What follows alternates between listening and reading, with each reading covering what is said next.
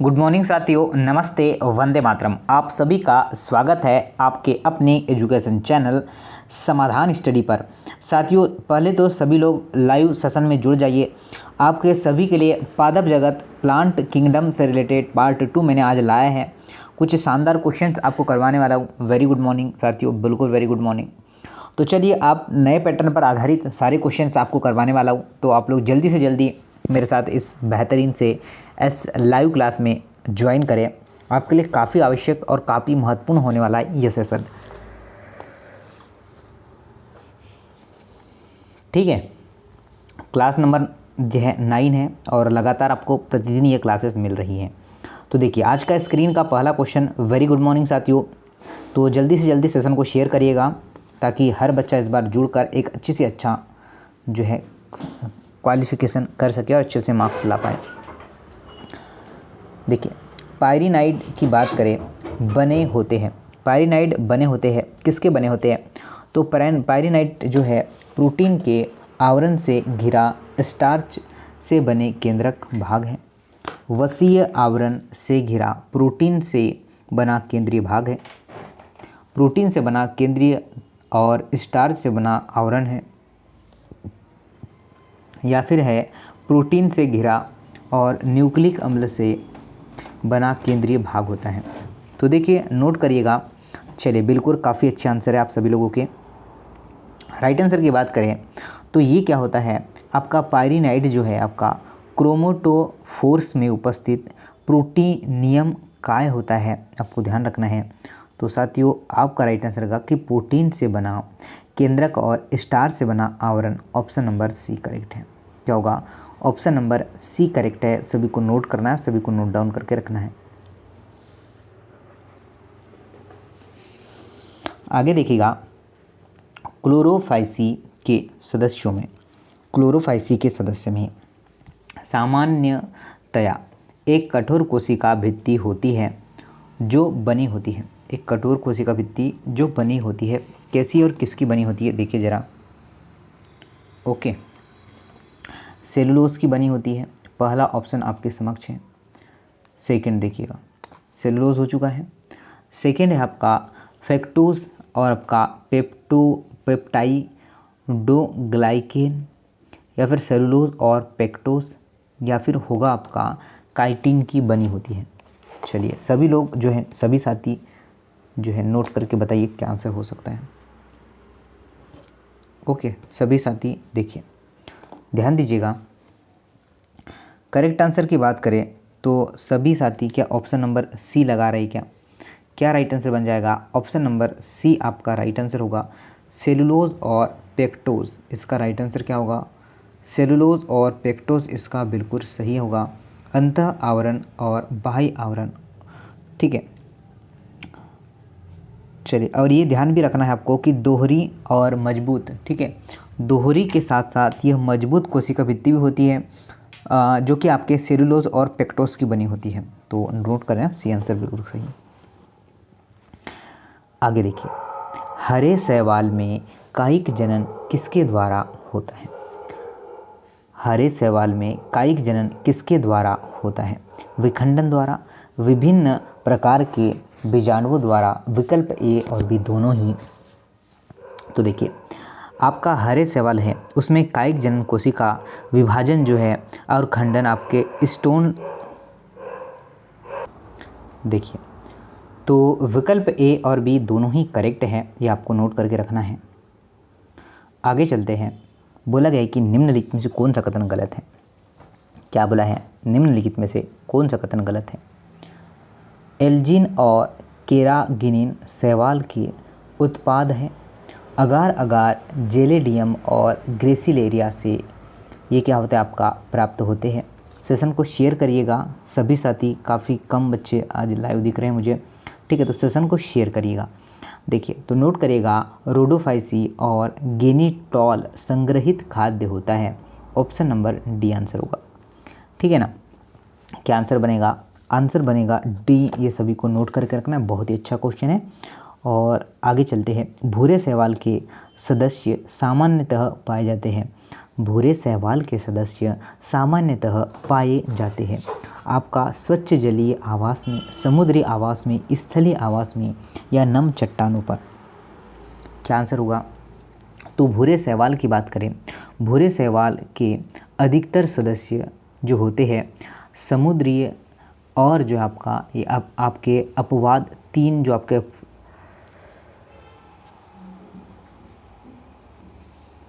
समुद्री आवास इसका राइट आंसर बनेगा। क्या बनेगा? समुद्री आवास। ऑप्शन नंबर बी करेक्ट है। सभी को नोट करना है, बी आंसर बिल्कुल करेक्ट होगा। आगे ये देखिए, बोला है कि कैल्प और जो है सार्गेसम, कैल्प और सार्गेसम तंतुमय अवस्था संबंधित है। हरे शैवाल, भूरे शैवाल, लाल शैवाल और नील हरित शैवाल। तो देखिए साथियों, भूरे शैवाल का आकार व रूप के अद्भुत विभिन्नता दर्शाता है। भूरे शैवाल आकार व आपका रूपों में अद्भुत जो है विभिन्नता दर्शाता है। तो साथियों आपका भूरे शैवाल इसका राइट आंसर हो जाएगा। ठीक है ना? तो ये नोट डाउन करके रखना है, काफ़ी अच्छा क्वेश्चन है। नेक्स्ट की बात करें, भूरे शैवालों में सदस्यों में होते हैं। भूरे शैवालों के सदस्यों में होते हैं पर्णहरिम ए, पर्णहरिम बी, जेंटोफिल्स, पर्णहरिम ए, पर्णहरिम सी, जेंटोफिल और जो आपका केरोटिनाइड। सी की बात करें तो आपका फ्यूकोजेनिथ और आपका जेंटोफिल, पर्णहरिम ए और जो आपका जेंटोफिल्स। तो सभी साथी नोट करिएगा, करेक्ट आंसर होगा आपका पर्णहरिम ए, पर्णहरिम सी, जेंटोफिल और आपका जो है केरोटिनाइड। तो साथियों बी आंसर बिल्कुल करेक्ट होगा। क्या होगा? B is the right answer. चलिए आगे चले। भूरे शैवाल में भूरा रंग किसकी उपस्थिति के कारण होता है? भूरे शैवाल में भूरा रंग किसकी जो है उपस्थिति के कारण होता है? तो भूरे शैवाल में जेंटोफिल के कारण होता है। ठीक है ना? जेंटोफिल आपको ध्यान रखना है के साथ साथ आपका फ्यूकोजेनिस, एक तो जेंटोफिल भी होगा। ठीक है, तो नोट करेगा काफ़ी, चाहे यहाँ पर आपका फ्यूकोजेनिक्स दे या फिर जेंटोफिल दे, आपको बिल्कुल सही करना था। तो आपका राइट आंसर क्या होगा? बी करेक्ट है। नेक्स्ट की बात करें, भूरे शैवालों में खाद्य किस रूप में संग्रहित किया जाता है?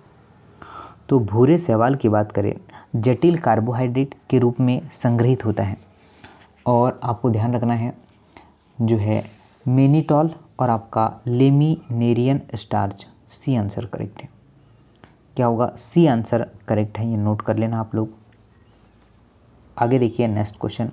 अगर क्लास अच्छी लगे लाइक करना, शेयर करना। ओके, यदि आपको विभिन्न शैवालों को विशिष्ट समूहों में वर्गीकृत करने को कहा जाता है तो निम्न में से किन लक्षणों को आपको जो है चुनना चाहिए? बताइए। तो कोशिका में उपस्थित वर्णक कोशिकाओं को अलग रंग प्रदान करते हैं, इसलिए ये वर्गीकरण के लिए सबसे महत्वपूर्ण लक्षण होते हैं। तो कोशिका में उपस्थित वर्णकों के प्रकार। ऑप्शन नंबर 1 करेक्ट है। क्या है? ऑप्शन नंबर 1 करेक्ट है, नोट कर लीजिएगा, अच्छा क्वेश्चन है। नेक्स्ट की बात करें, क्या बोला है? गलत कथन हमें अलग करना है, बताना है कौन सा गलत है। शैवाल निकटस्थ वातावरण में घुलित ऑक्सीजन का स्तर बढ़ाते हैं, बिल्कुल सही है।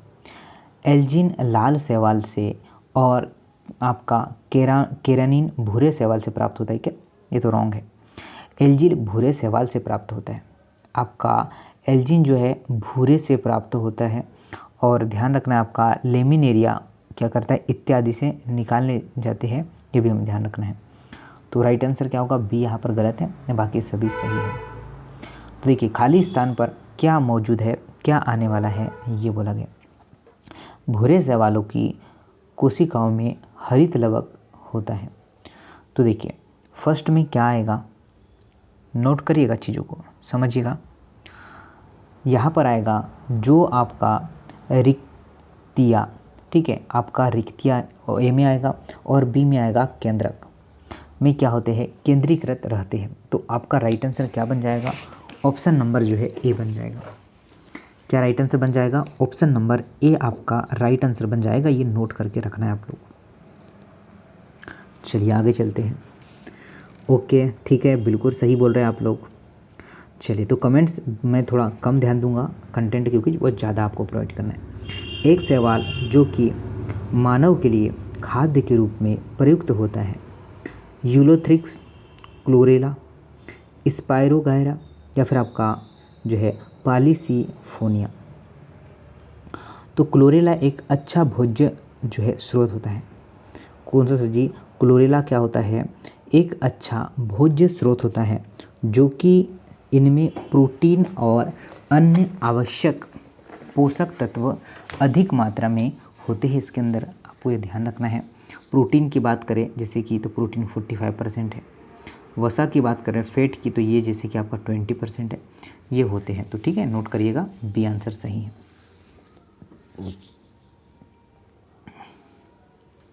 नोट करिएगा आगे। आधार लग्न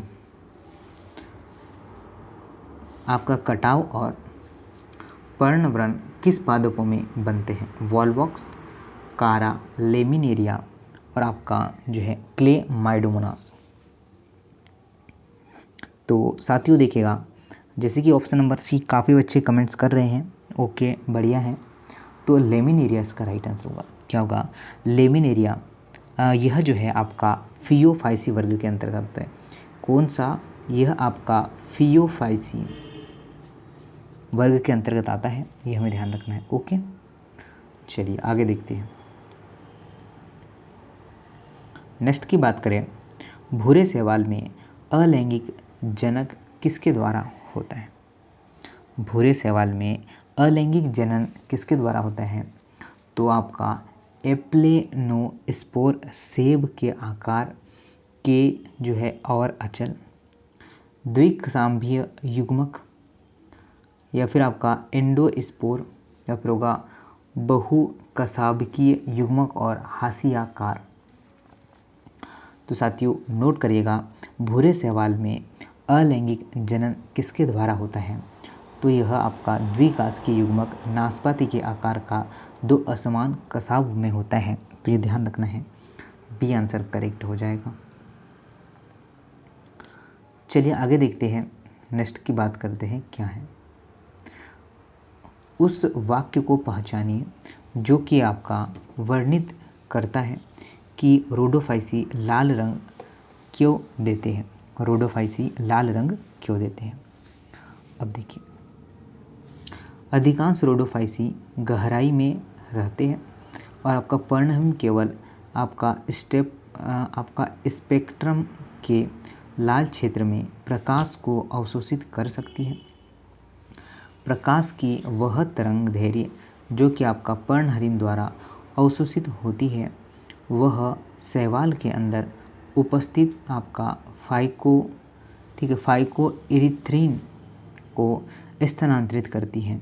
तो साथियों बी आपका बिल्कुल करेक्ट आंसर बन जाएगा। क्या होगा, बी आंसर, इसको नोट करिएगा, राइट आंसर होगा और काफ़ी साथियों ने लगा भी पाया होगा। कारा के लिए निम्न में से कौन सा कथन असत्य है। कारा के लिए निम्नलिखित में से कौन सा कथन असत्य है।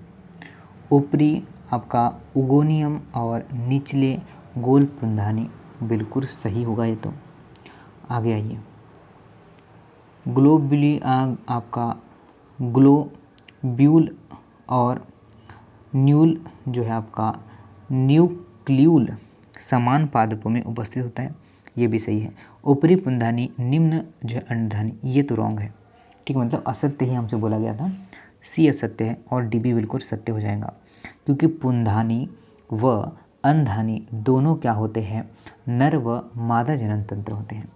नर और आपके मादा जनन अंग होते हैं, ध्यान रखना है। वर्ग रोडोफाइसी के प्रकाश संश्लेषक वर्णक, तो पर्णहरिम ए बी, पर्णहरिम ए और सी, पर्णहरिम सी और आपका पर्णहरिम ए और डी।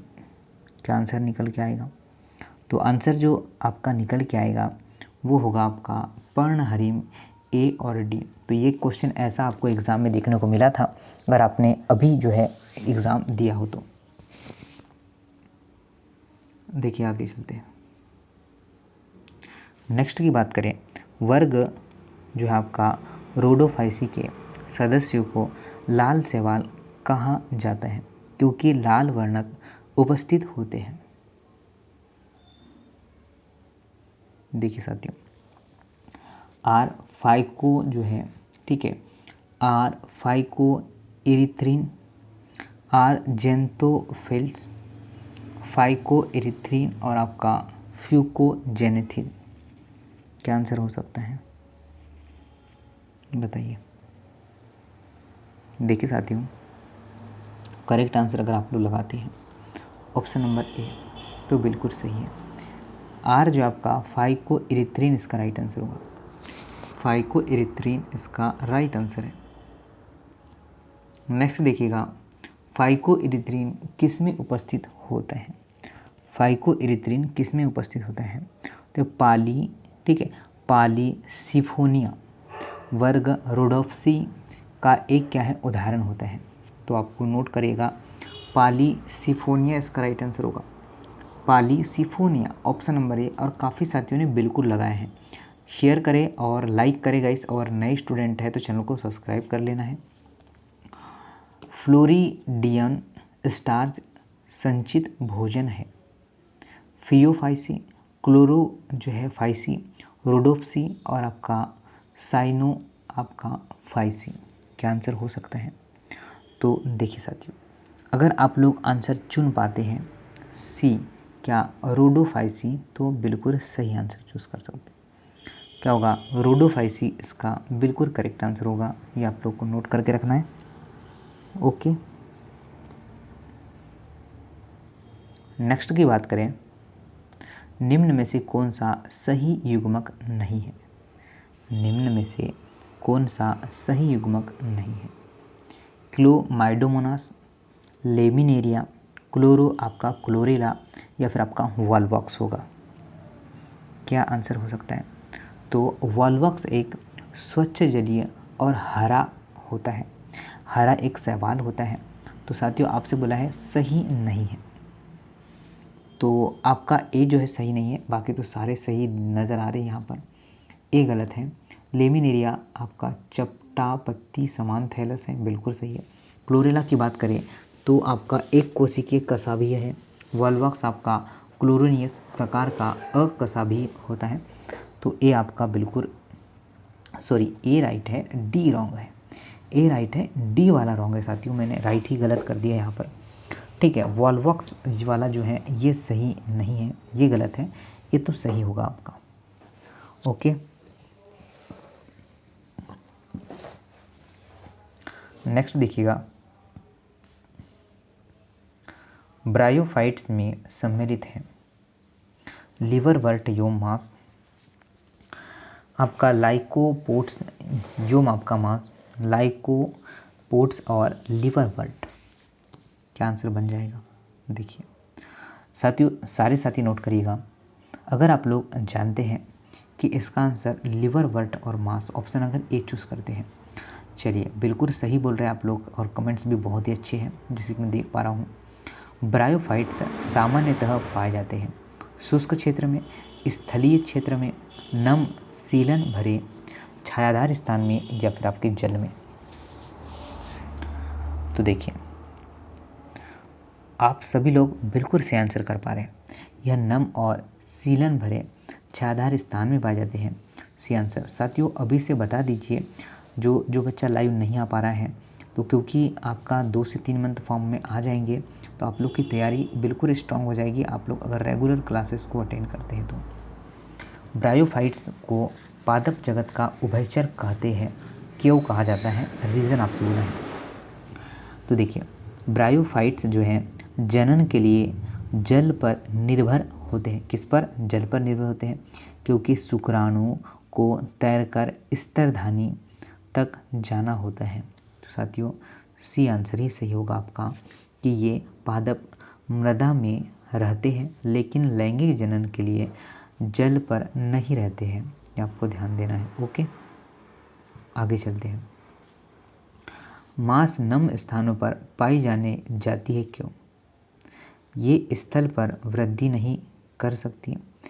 इनके युग्मक जल में संलयित होते हैं। ये संवहन ऊतक रहित होती है और ये मूल और स्टोमेटा रहित होती है। तो मांस में जनन और जल में होता है, इसलिए ये नम आपके आवासों में पाई जाती है। तो साथियों बी आंसर सही होने वाला है आप लोगों के लिए। इसके जो है युग्मक जल में क्या होते हैं? संलयित होते हैं। बी आंसर सही होगा। क्या होगा? बी आंसर सही होगा। आगे देखिए, नेक्स्ट है आपका कि ब्रायोफाइट्स का पादप शरीर सुकायनुमा और आपका ऊर्जावर्धक या सीधे एवं आधार से जुड़े रहते हैं। एक कोशिकीय या आपका बहुकोशिकीय मूल से, एक कोशिकीय या बहुकोशिकीय मूलाभास से, बहुकोशिकीय मूल से और एक कोशिकीय मूल से।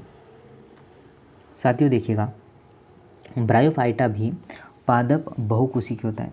ठीक है, आपका ब्रायोफाइटा भी क्या होता है? बहुकोशिकीय होता है।